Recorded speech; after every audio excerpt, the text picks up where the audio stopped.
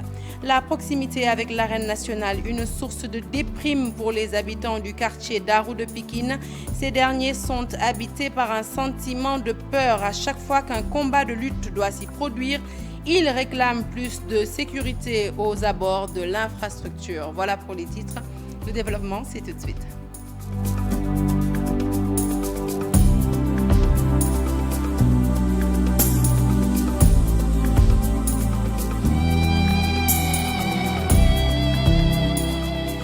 Bonsoir à tous, un journal que nous ouvrons tout de suite avec le traditionnel message du pape François à l'occasion de la fête de Noël. Plus de dialogue et plus d'écoute en faveur des plus démunis, ce sont les mots du Saint-Père devant une foule de fidèles qui a bravé la pluie pour bénéficier du solennel message de la solennelle bénédiction Urbi et Orbi du pape François. Dissa Prera pour les détails. Il ne s'était pas livré à cet exercice depuis 2019. Le coronavirus est passé par là. Le Saint-Père sur le balcon de la basilique Saint-Pierre de Rome pour livrer son message de Noël face à une foule nombreuse venue assister à ce message Urbi et Orbi édition 2021. Le pape François a rappelé avec insistance la nécessité de dialoguer mais aussi de s'écouter pour trouver des solutions aux innombrables conflits dans le monde. Au niveau international, il y a le risque de ne pas vouloir dialoguer, le risque que la crise complexe incite à choisir des raccourcis plutôt que le chemin plus long du dialogue. Sous une pluie battante, le pape François s'est rappelé de tous les peuples qui vivent avec des violences, de l'Europe à l'Amérique, de l'Asie à l'Afrique. Nous pensons au peuple syrien qui connaît depuis plus d'une décennie une guerre ayant fait de nombreuses victimes et un nombre incalculable de réfugiés. Nous regardons l'Irak qui peine toujours à se relever après un long conflit. Nous entendons le cri des enfants se lever du Yémen. Un message plein de compassion suivi de la bénédiction Urbi et Orbi sur la ville et sur le monde. Et nous quittons Rome pour revenir chez nous et c'est pour aller directement sur Salémata pour parler de la marche des populations de Kévoy dans le département. Des centaines de femmes ont marché pour fustiger l'inaccessibilité des infrastructures sanitaires. Le principal hôpital du département se trouve à Salémata et c'est un véritable parcours du combattant pour s'y rendre. Une situation encore plus délicate pour les femmes enceintes qui s'exposent à de nombreux risques. Ces femmes exigent l'érection d'une route. Ibrahima Diabakhate. C'est à l'aide de mototricycles que les populations de la commune de Kévoy évacuent leurs patients vers le centre de santé de Salémata. Même les femmes enceintes qui souffrent de complications prénatales sont référées à bord de ces ambulances de fortune. En l'absence d'ouvrages qui relient Kévoy au reste du département de Salémata, les populations font recours régulièrement à un pont de fortune constitué de lianes pour sauver des vies. On est très fatigués. Les femmes enceintes sont tellement fatiguées. On n'a pas de moyens pour traverser la rivière, pour arriver là-bas à Salémata, pour accoucher. Toutes les femmes sont fatiguées, toutes les femmes du village et la commune de Kévoy sont tellement fatiguées. Voilà. Face à de telles situations, les populations de la commune de Kévoy sont sorties massivement pour exprimer leur ras-le-bol. D'ailleurs, il a dit non. Oui. Arrêtez, vous avez réglé le problème, nous sommes fatigués. Oui. Donc nous exigeons à ce que la société revienne le plus rapidement possible, reprendre les travaux de construction du pont pour vraiment remettre l'état de la route tel qu'il était ou même mieux. Parce que nous exigeons au-delà de la réfection du pont, au-delà de la construction du pont, nous réclamons le bâtiment de la route Salémata-Kévoy. D'ailleurs, elle n'écarte pas de boycotter les élections territoriales à venir si rien n'est fait pour soulager leur souffrance. À Saint-Louis, alerte rouge. Le taux de prévalence du diabète est 4 fois plus élevé qu'au niveau national. Les associations des diabétiques de la région s'engagent. 10 structures sanitaires viennent en effet de bénéficier de matériel de détection rapide. Quant aux populations, eh bien, elles sont invitées à aller se faire dépister. Ousseynou Diop. Avec un taux de prévalence qui dépasse largement le taux national, les associations des diabétiques et autres acteurs sociaux de Saint-Louis mènent un grand combat contre la maladie. Ils ont tous un même objectif, c'est-à-dire stopper la propagation de cette maladie dans la vieille ville. Mais si on rapproche de la population le dépistage, on trouve que ça pourra peut-être inverser le taux de prévalence. Mais l'objectif encore, c'est faire de sorte que les diabétiques puissent vivre avec leur diabète sans aucune complication. 10 structures sanitaires de Saint-Louis ont bénéficié de matériel pour accompagner les patients du diabète. L'objectif est de détecter très tôt les premiers signes avant les complications. En quelque sorte, nous sommes venus accompagner justement ces structures sanitaires dans la lutte pour justement faire baisser le taux de prévalence. Les autorités locales se sont aussi engagées à mener le combat. Très préoccupées par le taux élevé de prévalence du diabète dans le département, elles comptent accompagner les malades. Saint-Louis a un taux de prévalence assez important qui tourne autour de 10% et leur permettent d'aller vers le dépistage pour ensuite voir quelles dispositions prendre est une démarche, en tout cas, à encourager, une démarche à saluer. Actuellement, Saint-Louis enregistre plus de 25 000 patients du diabète. C'est pourquoi les acteurs veulent renverser la tendance pour stopper définitivement la maladie. Parlons cadre de vie à présent avec ce bâtiment qui menace ruine en plein centre-ville, en plein centre de Dakar, notamment à la rue Galandou de Diouf. Le propriétaire de la bâtisse ne sait plus à quel sein se vouer. Cela fait des mois maintenant qu'il demande à ses locataires de quitter les lieux, mais il se heurte à chaque fois au refus des occupants. Résultat, le bâtiment s'affaisse tous les jours de plus en plus sous le regard impuissant du sous-préfet de Dakar. Un dossier signé Mamadou Fall. Les risques sont trop élevés. Cette bâtisse vieille de plus de 60 ans risque de s'affaisser du jour au lendemain. Pourtant, la majeure partie des occupants ont vidé les lieux, excepté ces deux-là. L'un installé au premier étage et l'autre au rez-de-chaussée. Le propriétaire ne sait plus à quel sein se vouer. Il craint le pire pour les occupants et les passants. C'est un problème de sécuriser les passagers, les gens, parce que le code, voilà quoi, un danger public. Alors, les autorisations sont là, même l'autorisation de construction, on l'a fait. Et maintenant, on perd beaucoup de temps pour ça. Et il faut qu'on en termine avec cette histoire. On veut le plus cher, voir le bâtiment démoli afin d'être reconstruit le plus rapidement possible. J'ai eu les autorisations depuis plus qu'1 an. Je n'arrivais pas à les démolir à cause de certains des locataires qui sont restés là et ne veulent pas sortir. Finalement, on a signé ce locataire par l'intermédiaire du sous-préfet de Dakar et il a envoyé aussi des sommations à ces gens-là. Ils ne vont pas sortir. Cet immeuble, il ne faut pas qu'il reste comme ça, comme vous le voyez.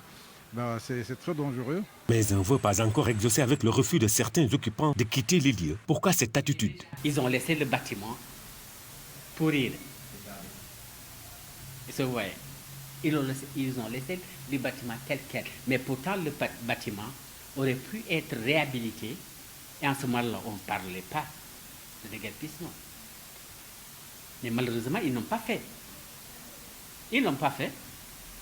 Et voilà, nous jusque-là, nous sommes des locataires qui avons des droits et qui attendons une procédure normale pour déguerpissement. Pour le gardien de l'immeuble, cela ressemble à un suicide. Ça ne va pas quoi. Ça ne va pas quoi. Parce qu'il y a beaucoup de pierres qui tombent. Ils tombent dans les voitures. C'est pas sûr. On n'a qu'à fermer la maison. En plus, des sommations ont été adressées aux occupants par le sous-préfet de Dakar. Mais jusque-là, aucune évolution. Le bâtiment s'affaisse peu à peu. La criminalisation de l'homosexualité au Sénégal, un faux débat selon les députés de la mouvance présidentielle. Ces derniers qui devaient se pencher sur la requête de la société civile, mais aussi de Andesam Djikoyi, laquelle requête consiste justement à formuler un projet de loi pour le durcissement des peines à l'encontre des homosexuels, juge cette démarche inopportune et pour la cause. Pour Aimé Rouning, il n'y a pas de quoi fouetter un chat, d'autant que le chef de l'État a clairement affirmé sa position sur le sujet. Et même son de cloche du côté de l'ancien ministre de l'Intérieur, Ali Ngouille Ndiaye, juge cette proposition de loi inutile, dans la mesure où il existe déjà, selon lui, une législation sur les actes contre nature qui règle définitivement cette question. Nous l'écoutons au micro de Mamadou Moustapha Ndiaye. C'est une proposition de loi aujourd'hui qui n'a même pas encore été étudiée. On attend de voir ce qu'il en sera fait. Bon, je pense que les députés se prononceront si toutefois la loi est présentée. Il semble aussi qu'il y ait même une proposition antérieure à celle-là, qui est déjà sur la table de l'Assemblée nationale. J'avoue que je ne suis pas sûr que ça apportera grand-chose. Parce que quand même, vous savez aussi, des fois, il faut... les gens peut-être interprètent beaucoup, en tout cas, les termes juridiques. Nous avons déjà eu une expérience malheureuse, hein, je dis malheureuse, parce que tout le monde sait qu'avec la criminalisation de la drogue, nous avons peut-être beaucoup de jeunes qui aujourd'hui croupissent en prison pour un joint, ou bien peut-être, et je pense que ça n'en valait pas la peine, il y a peut-être d'autres alternatives pour permettre en tout cas de régler le problème. Je pense que la loi actuelle permet en tout cas de traiter suffisamment les cas d'actes contre nature.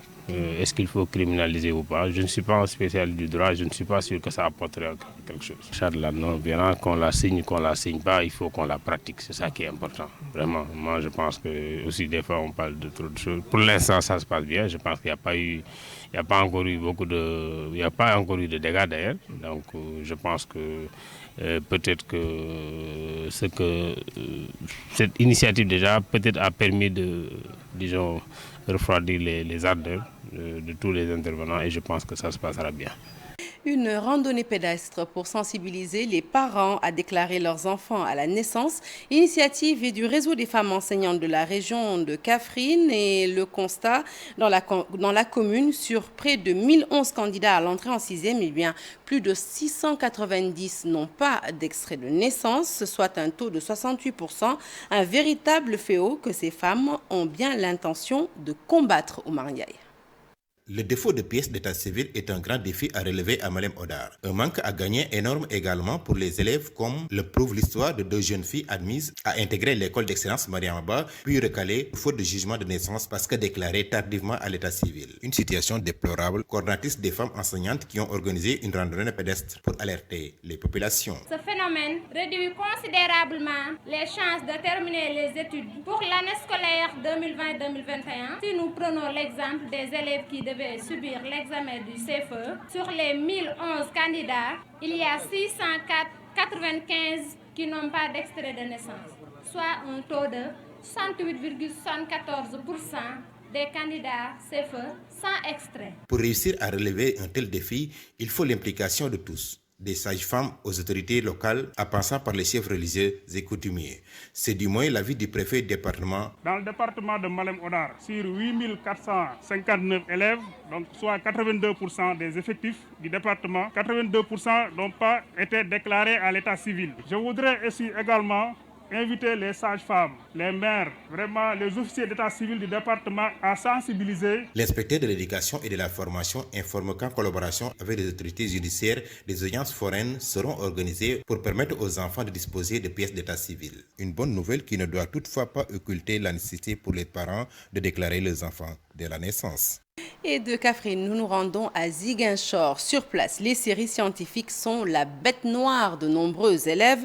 La preuve, ces séries ne sont fréquentées que par 19% des apprenants qui ont réussi au BFM et les raisons sont entre autres une mauvaise perception que se font les élèves sur ces matières scientifiques jugées trop difficiles, des idées négatives que l'inspection d'académie de Ziguinchor a l'intention de corriger avec l'appui des parents d'élèves. Le compte-rendu est signé Boubacar Diassi. Dans la région de Ziguinchor, seuls 19% des apprenants ayant réussi au brevet de fin d'études moyennes au titre de l'année scolaire 2020-2021 ont été orientés en seconde scientifique et technique. Ce taux qui est très bas découle en grande partie des idées reçues et de la représentation négative que ces derniers se font des matières scientifiques et techniques. C'est le constat fait par le directeur du Centre académique de l'orientation scolaire et professionnelle, qui est un démembrement de l'inspection d'académie de Ziguinchor. C'est nous qui gérons les orientations. Nous avons constaté que l'académie avait juste fait 19% d'élèves de 3e orientés en seconde. Donc vous voyez, l'écart est énorme. C'est pour déconstruire ces représentations que cette rencontre est organisée à Bignona et à laquelle des élèves de plusieurs établissements scolaires ont participé, à côté d'étudiants des filières scientifiques et techniques de l'Université Assane Seck de Ziguinchor et de l'Université virtuelle du Sénégal. Nous avons convié 48 établissements, CM, et lycée. Et nous avons mis le focus sur justement les élèves en classe de 4e, de 3e et de seconde scientifique. Parce que les 4e, dans 2 ans, ils vont faire un choix. Les 3e, cette année-ci, ils vont opérer un choix. Les secondes, pourquoi les secondes scientifiques? Parce que souvent, on rencontre des difficultés pour accompagner ces élèves-là jusqu'en classe de terminale. Raison pour laquelle on a ciblé ces 3 niveaux. Nous avons des étudiants chimistes qui sont là, des informaticiens qui sont là, des spécialistes en télécommunication qui sont là, mais en agroforesterie. Ce n'est pas seulement l'université Assane Sédhi Ziguinchor, nous avons aussi la participation effective de l'IVS, l'Université virtuelle du Sénégal qui est là, le lycée agricole aussi qui est là et d'autres partenaires, les CRFP de Ziguinchor qui sont venus avec un dispositif impressionnant pour un peu motiver davantage justement ces apprenants-là à fréquenter davantage les sciences. Cette rencontre dédiée aux sciences et techniques est présidée par le préfet du département de Bignona. Et nous restons dans le domaine de l'éducation. Près de 80 000 enseignants contractuels en phase d'être régularisés au niveau de l'IPRES. L'Institut de prévoyance retraite a en effet enregistré 90 milliards sur les cotisations avec un déficit de 17 milliards. Les enseignants du CELS authentique, mais aussi les responsables de l'institution plaident en faveur de meilleures pension de retraite. Le compte-rendu est signé Abdourahmane Diallo, Mamadou Gueye. Plusieurs enseignants à la retraite vivent dans la galère. Leur pension ne dépasse même pas 40 000 francs CFA. Une situation qui a poussé le CELS authentique à appeler les presses à la table de négociation. C'est avec effarement qu'on a découvert, après les premiers camarades qui sont partis à la retraite, qu'ils partent avec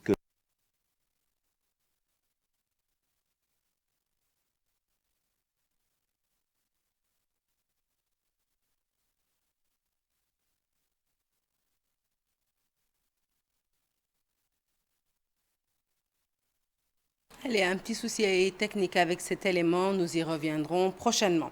Prévention de la violence en période électorale, notamment aux prochaines locales prévues dans moins d'un mois. Les femmes des parcelles assainies s'investissent. Particularité de cette femme, elles sont toutes représentantes d'une coalition ou d'un parti et sont donc investies sur les listes électorales. Elles comptent à travers une formation participer à l'apaisement du climat politique. Et nous écoutons Ndioro Ndiaye, elle est initiatrice du programme. Elle est au micro de Pape Farening. On veut prévenir les violences pendant les élections et après les élections. Si on veut également faire de telle sorte que les personnes qui vont vivre les élections, c'est-à-dire les acteurs principaux, les électeurs en particulier, avec leurs leaders, si nous voulons que cela se passe dans la transparence, dans la correction et en grande démocratie, il faut qu'on se parle et il faut qu'on ait les mêmes repères. On est là donc aujourd'hui pour apprendre aux femmes, et aux jeunes filles et jeunes garçons qui sont investis un certain nombre de fondamentaux à comprendre, à intégrer dans leur parcours électoral pour que non seulement les élections se passent bien et correctement, donc en toute transparence et en toute, je ne sais pas comment le dire autrement, c'est vraiment en toute transparence. À Pikine et plus précisément au quartier d'Arou, les populations ne dorment plus du sommeil du juste à cause de la proximité de leur maison avec l'arène nationale. Les combats de lutte et leur préparation sont toujours source de violence. Ce samedi, Ama Baldé fera face à Modlo avant leur combat prévu en mars 2022 et ces populations justement en profitent pour demander aux forces de l'ordre de renforcer le dispositif aux abords de l'arène nationale. Abou Faye et Abdoulaye Anne les ont rencontrés. Reportage. Dans ce populeux quartier de Pikine Nord, le décor est loin d'être reluisant. Cette localité après Darou École 9 et ses plus de 100 maisons se situe à côté de l'arène nationale. Ici, l'insécurité gagne du terrain pendant et après chaque combat de lutte. Les populations veulent changer la donne, mais se heurtent à plusieurs difficultés. ñun suñu koñ bi bu lamb amee ñëppay tëj ñu ngi këf seen périk ñu ngi nangu seen téléphone te doo ci mën dara ñooy dund toor bi yëpp ndax ñi fiy ñëw bu lamb jeexee dañuy ñibbi. yeneen ay manifestation bu amee ni ñuy génnee zemi yi lamb bu amee na ñuy génnee noonu zemi yi teg leen tas leen ci koñ bi foo toll Macky Sall buy génne zemi yëpp dañuy. waaye nag waa Pikine moom wax dëgg sonn nañu torop ci agresseurs yi. Modulo et Ama Baldé, deux ténors du sport national, vont effectuer leur face-à-face. À cette hantise, les riverains de l'arène nationale invitent le promoteur à renforcer la sécurité. waaw ñàkk kaaraange gi nag mu ngi jublu te Ama daf ñu jaral suñu bakkan yi état ñoo ci war a taxaw sécurité jour boobu lu mu am doyul. suñuy maire yoo xam ne franchement dañuy am ay jafe-jafe bu heure bu làmb amee kenn sa xel du dal parce que da ngay mujjee ñeneen dañuy tëj seen kër xam nga injustice bi bëri na te loolu làmb warul demee noonu daal. danger la kay Ama Baldé fii la dëkk bu daanee bu daanul yëpp booy dañ koy neexal. Ces populations pensent trouver la solution dans l'engagement communautaire. Pour réussir ce combat, elles comptent s'appuyer sur la sensibilisation pour démontrer l'importance du fair play dans le sport. ndaw yi moom dañ ñoom ñoo war a bàyyi lépp ndax fi mu nekk nii làmb ji dafa bokk ci ñoom ndax làmb ji fi mu nekk bu ñu ko tëggul dëkk bi ñi day wéet. Dans la banlieue de Dakar, les combats de lutte ont fait beaucoup de victimes ces derniers jours. Situation rendue plus complexe par une démographie galopante. Allez, la compagnie du Théâtre National Daniel Sorano a convié les musiciens et autres acteurs culturels autour d'une réflexion. Objectif, mieux assister les artistes et donner surtout un nouveau souffle à la musique après la crise de la Covid. Le programme de 2022 a été décliné à l'occasion. Ibou Diouf et Pape Sangone Mbaye étaient de la partie. Un parterre d'hommes de culture en première ligne des artistes musiciens conviés. La compagnie du Théâtre National Daniel Sorano a organisé cette rencontre. Thème choisi, les spectacles sénégalais sur la scène internationale. C'est bien d'être sur la scène, c'est bien d'être dans la production, mais c'est encore mieux que de réfléchir parce que tout cela doit être sous-tendu par une certaine réflexion. On avait estimé aussi que ce serait bien d'avoir des moments de rencontre où des préoccupations partagées du secteur seraient débattues avec des personnalités du secteur qui viendraient partager leur expérience, partager leur vécu et aussi nous avancer sur l'avenir, sur les perspectives je veux dire. Après 3 panels et 3 tables rondes en 2021, les autorités du Théâtre National Daniel Sorano annoncent avoir trouvé le format adéquat. Les personnes ressources et les cibles sont aussi identifiées. Cap sur 2022. Après 3 panels et tables rondes, aujourd'hui le format est bien campé. Les personnes intéressées sont bien identifiées, mais aussi le public aussi est identifié. Donc cela veut dire que pour l'année à venir en 2022, nous aurons donc une programmation annoncée à l'avance avec les thématiques retenues et tout, ce qui nous permettra donc de toucher le plus grand nombre de personnes, surtout pour ceux qui sont intéressés pour un thème et peut-être pas pour l'autre, etc. Donc au-delà, nous nous sommes dit aussi que... Une rencontre qui entre dans le cadre du programme d'activité 2020-2021. La compagnie du Théâtre National Daniel Sorano réfléchit déjà sur le programme à venir. Objectif, être bien présent culturellement en 2022. Fin de ce journal, merci de l'avoir suivi. L'actualité se poursuit sur toutes nos plateformes digitales. Retrouvez tout à l'heure Pape Cheikh Diallo, Bijounia et dans le journal du Grand Bal, le journal qui sera suivi donc par l'incontournable de ce 25 décembre, le retour de Youssou N'Dour sur la scène musicale à la place du souvenir. Ce sera donc un rendez-vous.